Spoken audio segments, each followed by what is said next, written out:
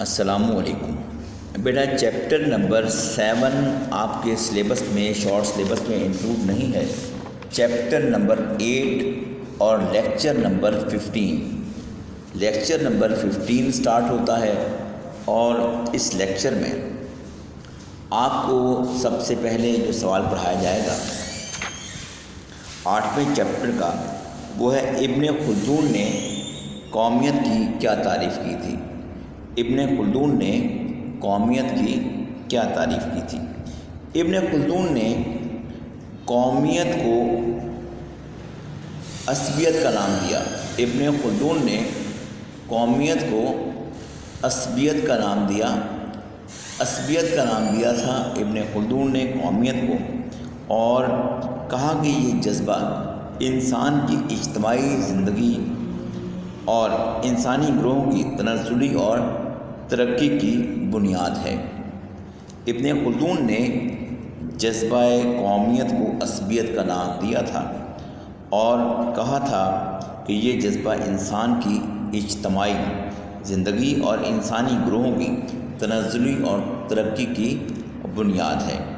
بیٹا، اب تک جو آپ کو میں نے لیکچر ڈلیور کیے ہیں، وہ آج کا جو لیکچر ہے ہمارا یہ 15 لیکچر ہے، اور اس کے اندر چیپٹر نمبر 8 کے شارٹ کویشچن آپ کو پڑھائے جا رہے ہیں۔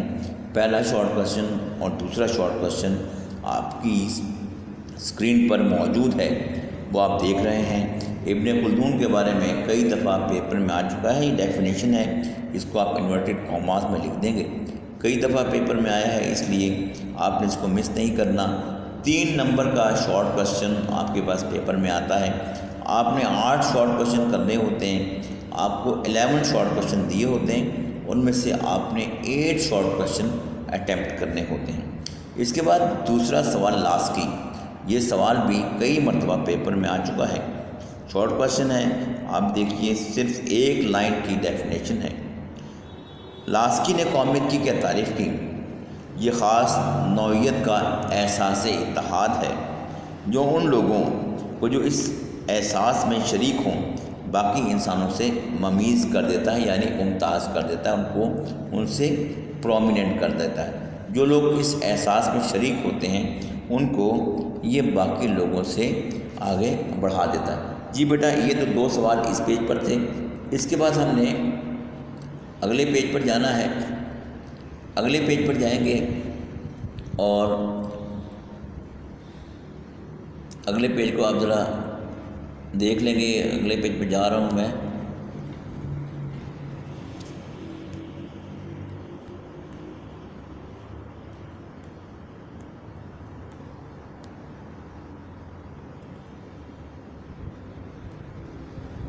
ٹھیک ہے بیٹا، اگلے پیج پر میں چلا گیا ہوں۔ اب اس اگلے پیج پر جو سوال ہیں، ان سوالوں کو آپ نے دیکھنا ہے۔ اس میں قومی یکجہتی کی تعریف آ جاتی ہے کہ قومی یکجہتی جو ہے وہ کیا ہے۔ اب قومی یکجہتی کے بارے میں ذرا سنیں گے، توجہ سے سنیں۔ آپ کی اسکرین پر سوال موجود ہیں، قومی یکجہتی کی تعریف کریں۔ قومی یکجہتی کا مطلب اختلافی وجوہ اور عوامل کی غیر موجودگی نہیں ہے کہ یہ موجود ہی نہ ہوں، یہ موجود ہوتے ہیں۔ قومی یکجہتی کا مطلب اختلافی وجوہ اور عوامل کی غیر موجودگی نہیں ہے، بلکہ یہ ہے کہ یہ اختلافی وجوہ اور عوامل رضاکارانہ طور پر ایک وسیع تر قومی اور اتفاقی عامل کے تابع اور اس سے مغلوب رہیں۔ قومی یکجہتی کی تعریف: قومی یکجہتی کا مطلب اختلافی وجوہ اور عوامل کی غیر موجودگی نہیں ہے، بلکہ یہ اختلافی وجوہ اور عوامل رضاکارانہ طور پر ایک وسیع تر قومی اور اتفاقی عامل کے تابع اور اس سے مغلوب رہیں۔ قومی یکجہتی اور ہم آہنگی کے راستے میں کون کون سی رکاوٹیں حائل ہیں؟ اب اگلی بات آ جاتی ہے کہ قومی یکجہتی میں رکاوٹیں کون کون سی آ جاتی ہیں۔ تو بیٹا، رکاوٹوں کے بارے میں ذرا بڑے توجہ سے سنیں گے۔ صوبائیت اور علاقہ پرستی، ہم یہ کہتے ہیں جی ہم پنجاب سے ہیں، سندھ سے ہیں، بلوچستان سے ہیں، KPK سے ہیں۔ علاقہ پرستی، میں پنڈی کا رہنے والا ہوں، دوسرا لاہور کا ہے، تیسرا کوئٹہ کا ہے۔ تو ہم یہ کہتے ہیں پھر اس زبانوں پر میں اردو بولتا ہوں، میں پنجابی بولتا ہوں، کوئی ہندی کوئی سندھی بولتا ہے، کوئی بلوچی بولتا ہے، تو ہم کوئی پشتو بول رہا ہے تو ہم ان کو ایک دوسرے کو مخالف سمجھیں، اپنا برا سمجھیں، یہ چیزیں۔ اس کے بعد قومی زبان کا نامکمل نفاذ، کہ ہم قومی جو زبان ہے اس کو اہمیت نہ دیں، اس کی جو سگنیفیکینس ہے، اس کی جو اہمیت ہے، ہم اس کو قبول نہ کریں، اس کو نہ مانیں۔ اس کے بعد نسلی اور گروہی تعصبات، میری نسل یہ ہے، اس کی نسل یہ ہے، یا پھر ہم وہ بھول جاتے ہیں جو میں نے 4 چیپٹر میں پڑھایا تھا، جس کے بارے میں نے آپ کو بتایا تھا کہ آپ ایک بات یاد رکھیے جو آپ کو یاد رکھنے کی ہے، وہ یہ تھا کہ نبی اکرم صلی اللہ علیہ وآلہ وسلم نے فرمایا کہ کسی گورے کو کالے پر اور کالے کو گورے پر کوئی فضیلت حاصل نہیں، اگر فضیلت ہے تو وہ تقوی کے باعث ہے، کہ کوئی کتنا اللہ سے ڈر رہا ہے، اس کے دل میں اللہ سے ڈر کس قدر ہے، یہ بات ہونی چاہیے۔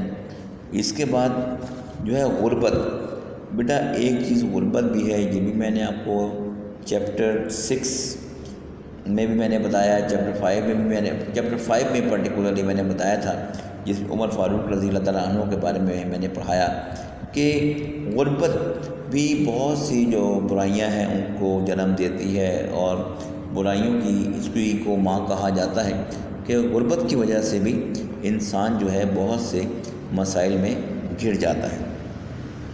پھر غیر جمہوری حکومتیں، اگر ملک میں معاشرہ لگ رہتا ہے اور آمریت رہتی ہے، اس کی وجہ سے بھی قومی استحکام جو ہے وہ نہیں آتا۔ بیوروکریسی کا کردار، بیوروکریسی کہتے ہیں افسروں کو، جو گورنمنٹ کے افسرز ہوتے ہیں، سیکرٹریز ہوتے ہیں، اور وہ لوگ اگر صحیح کام نہیں کرتے، اسی طرح بیوروکریسی کا کردار، اور ناخواندگی، تعلیم کا نہ ہونا، دینی تقاضوں سے بے خبری، ہمیں دین کے بارے میں پتہ ہی نہ ہو، جیسے کہ آیت ہے، اور میں نے آپ کو جب خطبہ حجۃ الوداع پڑھایا اس میں میں نے آپ کو بتایا تھا کہ اللہ کی رسی کو مضبوطی سے تھام لو اور تفرقے میں نہ پڑو، اللہ کی رسی کو مضبوطی سے تھام لو اور تفرقے میں نہ پڑو۔ اس کے بعد ذرائع ابلاغ کا منفی کردار، اور اب ایک اور چیز جو یہ ہے وہ یہ ہے کہ جو ذرائع ابلاغ ہیں، ہمارے میڈیا ہے، وہ نیگیٹو کردار نہ ادا کریں۔ اس کے بعد ہمارے پاس آ جاتا ہے قومی یکجہتی میں ذرائع ابلاغ کا کردار۔ ذرائع ابلاغ کا کردار کیا ہے ہمارے قومی یکجہتی میں؟ ریڈیو ٹیلی ویژن کے پروگراموں کو بامقصد ہونا چاہیے، ان کے مقاصد میں یہ بات شامل ہونی چاہیے کہ وہ لوگوں کو قیام پاکستان کے مقاصد سے باخبر کریں کہ کتنے لوگوں کی قربانی دی گئی، قربانی کے بعد یہ ملک ہمیں ملا، کس طرح ہمارے بزرگوں نے اس ملک کے لیے کام کیا، تب جا کر اس ملک کو استحکام ملا۔ چیپٹر نمبر 2 میں یہ باتیں میں نے آپ کو تفصیل سے پڑھائی ہیں۔ پاکستان سے محبت دیکھنے اور سننے والوں کے دلوں میں پیدا کریں، اور تفرقہ بازی سے لوگوں کو روکیں اور ان کو اتحاد کا درس دیں۔ ایک اسلامی جمہوری ریاست میں قومی یکجہتی کی اہمیت واضح کریں۔ قومی معاملات پر سب کی رائے ایک ہوتی ہے، وہ نسل، رنگ، زبان اور زمین کے اختلاف کو بھول کر دینی اخوت کے رشتے کی بنیاد پر ہوتے ہیں، وہ اپنے مسلمان ہونے کو ہر دوسری حیثیت پر فوقیت دیتے ہیں۔ قومی یکجہتی میں دینی تعلیم، اب دینی تعلیم کیا ہے؟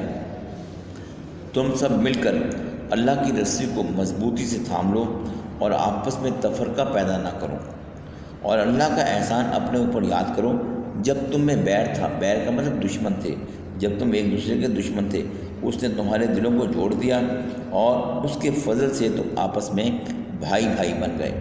اس کے بعد اگلا سوال ہے، نظریہ پاکستان اور قومی یکجہتی کا آپس میں کیا تعلق ہے؟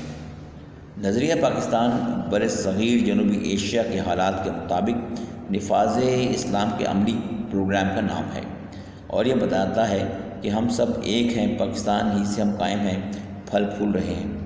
قومی یکجہتی میں اردو زبان کی اہمیت اجاگر کریں۔ اردو قومی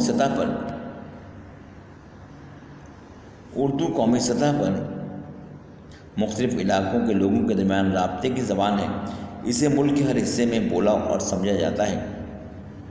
یہ زبان کسی ایک گروہ کی ملکیت نہیں بلکہ ہمارا مشترکہ قومی سرمایہ ہے۔ اب قومی یکجہتی کے فروغ کے لیے ضروری ہے کہ علاقائی زبان کا احترام کرتے ہوئے قومی سطح پر اردو کے فروغ اور ترویج کی رفتار کو تیز تر بنایا جائے۔ اس کے بعد قومی یکجہتی کے فروغ کے لیے محب وطن اور ذمہ دار انتظامیہ کی ضرورت کیوں ہوتی ہے؟